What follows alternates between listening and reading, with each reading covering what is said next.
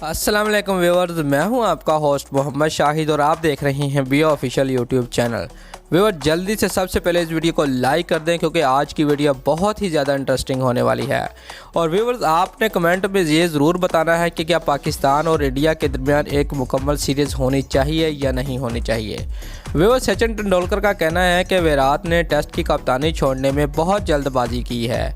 विराट अभी मज़ीद 5 साल कप्तानी कर सकते हैं। टीम में हमेशा से प्रोपोगंडा बनता आया है, लेकिन विराट को इस हालात का भी मुकाबला करना चाहिए था। मैं अपनी बात करूं तो मुझे कप्तानी का कोई शौक़ नहीं था।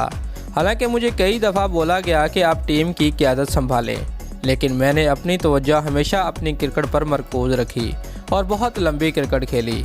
विराट को भी चाहिए था कि खुद कप्तानी से पीछे ना हटते, क्योंकि विराट ने हमेशा टीम के लिए अच्छा परफॉर्म किया है और बहुत सारे मैच भी जितवाए हैं।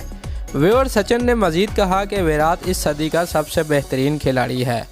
एंकर ने जब सचिन से सवाल किया कि अभी बाबर आजम दुनिया का नंबर 1 बैटर है, तो बाबर के बारे में आपकी क्या राय है।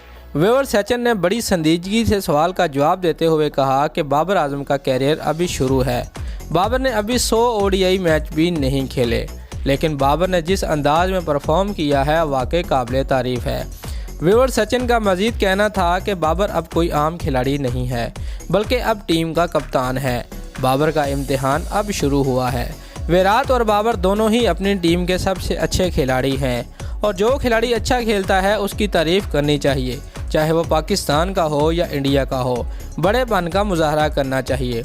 मैंने पाकिस्तान में भी क्रिकेट खेली है, हमेशा हमें प्यार ही मिला है। पाकिस्तान और इंडिया की हर साल मुकम्मल सीरीज़ होनी चाहिए ताकि क्रिकेट फ़ैन का जोश व जज्बा भी देखने को मिले। और सियासत को एक तरफ रखना चाहिए, खेलों को बीच में नहीं घसीटना चाहिए। दोस्तों, अगर आपको हमारी ये वीडियो अच्छी लगी है तो लाइक और कमेंट ज़रूर करें और हमारे चैनल को भी सब्सक्राइब करना मत भूलिए। शुक्रिया।